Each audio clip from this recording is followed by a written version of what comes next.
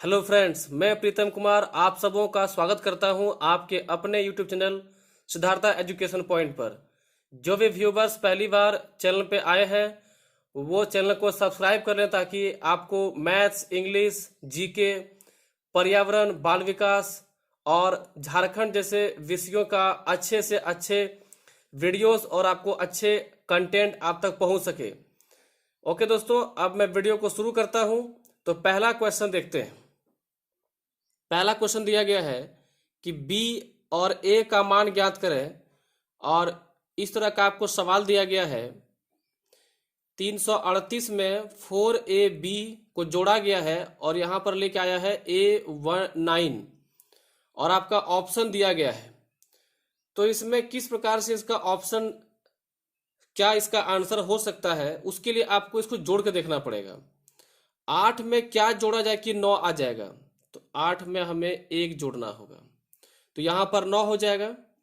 3 में क्या जोड़ना होगा कि 1 आएगा, तो 3 में कुछ जोड़ने पर 1 आने की संभावना तभी हो सकती है जब हम 3 में कुछ जोड़ के इसको 11 कर दें। तो ए के पास अगर हम 8 रखते हैं तो 3 और 8 11, हाथ में रहा 1, 4 और 3 7, 7 और 1 8। एक चीज का आपको ध्यान रखना है कि जो ए का मान यहां पुट कर रहे हैं आप, वो मान ए के पास दोबारा घूम के आना चाहिए। अगर ये 8 यहाँ के 8 से मैच नहीं होता तो हमारा ए का मान 8 नहीं हो पाता। तो ए का मान हमारा आ रहा है 8 और बी का मान हमने लिया है 1। इस प्रकार से हमारा ऑप्शन होता है ऑप्शन नंबर। क्वेश्चन है, यदि 6 7 9 A43 9 का गुणज है जहां ए एक अंक है तो ए का मान क्या होगा। दोस्तों, ऐसा सवाल आपको बहुत ही ध्यान से समझना है कि यहाँ पर गुणज वर्ड जो दिया गया है ये आपको फंसाने के लिए दिया गया है। मान लेते हैं कि अगर कोई कहता है कि 14 7 का गुणज है, इसका मतलब कि 14 7 से भाग भी जाएगा। अगर कोई कहता है कि 24 6 का गुणज है, इसका मतलब कि 6 से 24 कटेगा भी, मतलब भाग भी जाएगा। तो अगर ये संख्या 9 का गुणज है, इसका मतलब कि ये संख्या 9 से विभाजित भी होगी। और 9 का विभाजन का ट्रिक ये है कि हमको संख्या को जोड़ के केवल 9 लाना है। इसको ध्यान से आप सुन लीजिए कि कोई भी संख्या 9 से तभी कटेगी जब संख्या का योग केवल 9 आना चाहिए।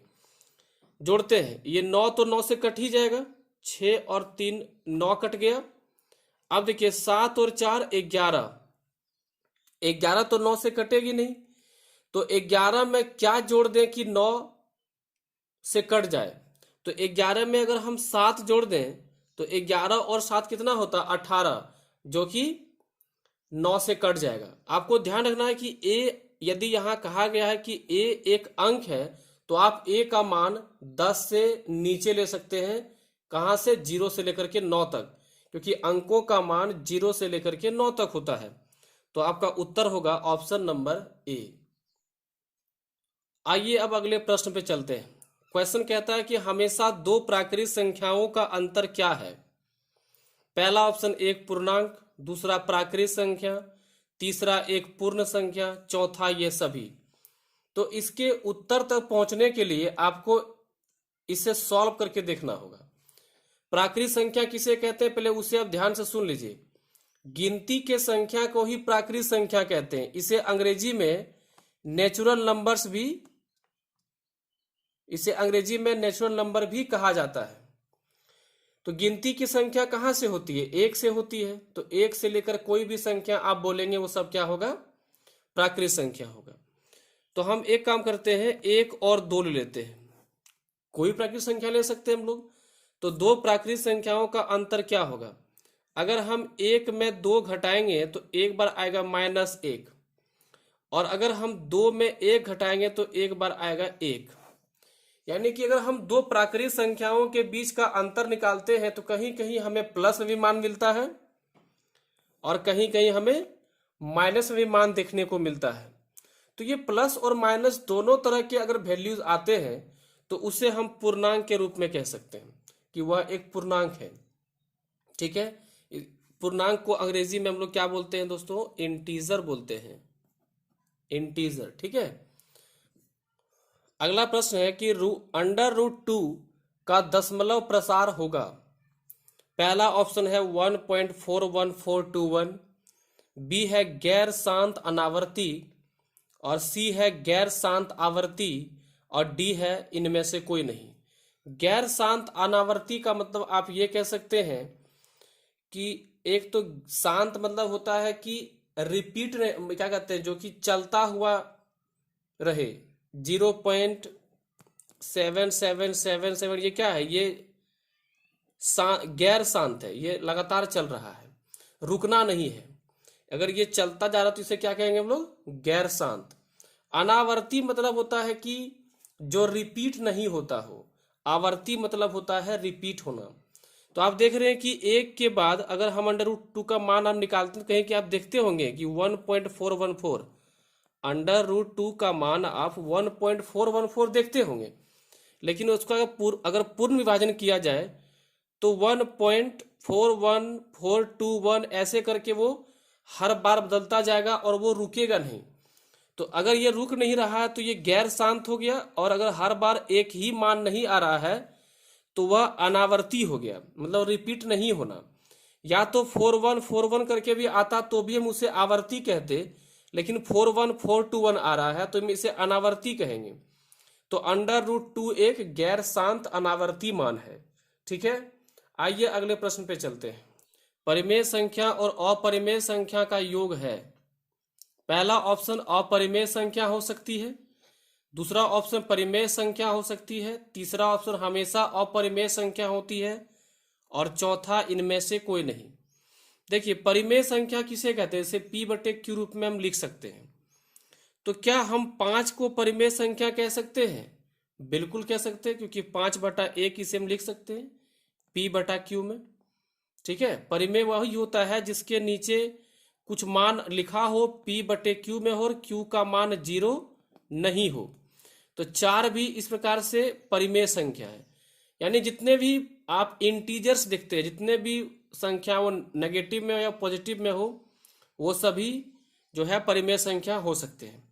अगर इसमें एक अपरिमेय संख्या को जोड़ दें हम, जैसे √3 को जोड़ दिए, तो क्या अब ये एक परिमेय संख्या हो सकेगी? तो ये नहीं हो सकेगी परिमेय संख्या। तो ध्यान रखिएगा कि एक परिमेय संख्या और एक अपरिमेय संख्या का योग हमेशा अपरिमेय संख्या होती है, इसको आप। दोस्तों आइए अगले प्रश्न को देखते हैं। तो अगला प्रश्न जो है वो सीरीज का है, जिसे आपको बहुत ही ध्यान से समझना है कि कैसे इसे सॉल्व किया जाए। देखिए, इसको सॉल्व करने के लिए आप ये कर सकते हैं कि 1 प्लस अंडर रूट 2 है, क्यों ना इसका परिमेयकरण कर दिया जाए। तो यहाँ हो जाएगा अंडर रूट 2 -1, और यहाँ भी हो जाएगा अंडर रूट 2 -1। दोस्तों देखिए, दोनों प्लस में तुम किसी को भी आगे पीछे कर सकते हैं, कोई दिक्कत नहीं है। उसी प्रकार से अगला होगा 1/√2 प्लस अंडर रूट 3, यहाँ फिर गुना होगा, यहाँ हो जाएगा under root 2 minus under root 3, यहाँ हो जाएगा under root 2 minus under root 3।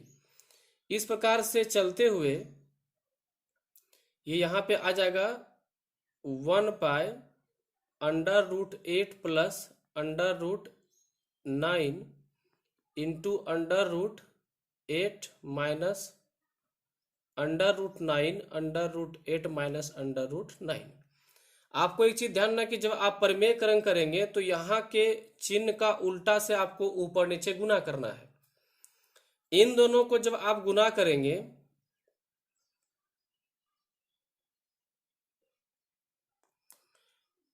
तो इन दोनों को जब गुना करेंगे तो यहाँ मिलेगा आपको अंडर रूट 2 -1 बाय, यहाँ देखिए a प्लस बी और a माइनस बी, तो ये हो जाएगा आपका a², अंडर रूट 2 यहाँ पर है तो 2 - 1, यहाँ भी 1 हो जाएगा, और प्लस ऊपर में यहाँ गुना करोगे तो under root 2 minus under root 3, यहाँ भी हो जाएगा आपका a² - b², तो a² में क्या हो जाएगा 3 में 2 जाएगा, तो यहाँ भी 1 रहेगा, यहाँ भी 1। तो इस प्रकार से आगे बढ़ोगे तो ऊपर में रहेगा आपका under root 8 minus under root 9, और नीचे भी a² - b² करोगे तो क्या हो जाएगा, यहाँ पे 1 आ जाएगा।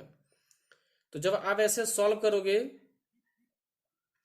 तो सारा मान कट जाएगा, और कटने के बाद आपका ऊपर में जो मान बचेगा वो बचेगा √3 - 1, क्योंकि 2 से यहाँ पे कट जाएगा।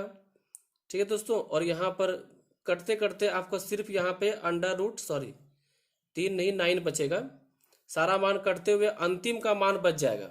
ठीक है, और नीचे रहेगा आपका 1, तो √3 मतलब 9 हो जाएगा आपका 3 - 1/1, यानी 2/1। तो अगला क्वेश्चन है, ये भी एक सरलीकरण का प्रश्न है जो कि टेट में या अन्य कई एग्जाम्स में देखने को मिलता है। तो इसको सॉल्व आप कर सकते हैं कि 15 और 3 18 बटे यहाँ पे 5 कर देंगे, गुना यहाँ होगा 25 और 2 27/5 माइनस 18 और 1 19/6 प्लस 1/5, और या फिर इसको आप गुना कर दीजिए 11 गुने 11 और 13 × 5 = 65 जोड़ 35 और 4 39/5 जोड़ यहाँ हो जाएगा 1/13। उसके बाद 18/5 यहाँ आप रख लेंगे, और जब इसको आप पूरा सॉल्व करोगे तो ये मान निकलेगा आपका 67/30। दोनों को आप एलसीएम लेंगे, फिर यहाँ सॉल्व करेंगे, फिर आप जोड़ेंगे 11/65 जोड़ 39/5 जोड़ 1/13। देखिए थोड़ा कैलकुलेशन थोड़ा आपका फास्ट होना बहुत जरूरी है। आइए अगला आगे बढ़ते हैं। तो फिर यहाँ से 18/5 गुने 67/30। अब आप अगर इन तीनों में अगर आप एलसीएम लेंगे तो यहां से मिलेगा आपको आगे, सॉरी इसको एक काम करते हैं, इसको गुना कर लेते हैं। तो अब इसको गुना करते हैं, तो गुना करोगे तो यहाँ हो जाएगा आपका 201/25। आप काट सकते थे, इसको काटने के बाद ये सॉल्व होगा। उसके बाद प्लस 11/65 प्लस 39/5 प्लस 1/13। उसके बाद आप नीचे एलसीएम लेंगे तो आपका आएगा 325। तो यहाँ पे काटने के बाद यहाँ गुना करोगे आ जाएगा 3015। उसके बाद जोड़ कर फिर यहाँ आ जाएगा 5,000 में कटेगा तो यहाँ जाएगा 55। फिर यहाँ काटोगे तो ये गुना करने पे आ जाएगा 5 3 2535, और यहाँ आ जाएगा 25। तो सबको इसको सॉल्व करने के बाद यहाँ आएगा आपका 5630/325, जो सॉल्व करने वाला 1126/65, जिसको आप 17.21/65 के रूप में सॉल्व कर सकेंगे। ठीक है, कुछ भी नहीं है, सिर्फ सॉल्व करना है। ठीक है दोस्तों, आगे बढ़ते हैं, अगले क्वेश्चन में आते हैं। अगला क्वेश्चन ये भी सीरीज का क्वेश्चन है, इसको सॉल्व करते हैं पहले। तो 2 एकम यहाँ पे 1 में आधा गया तो ये बचेगा आधा गुने 1 में 1/3 जा रहा है, तो 3 एकम 3 में 1 गया तो 2/3। 1 में 1/4 जाएगा तो ये बचेगा आपका 3/4। इस प्रकार से जब आगे जाओगे तो यहाँ बचेगा 15 में 1 जाएगा तो 14/15।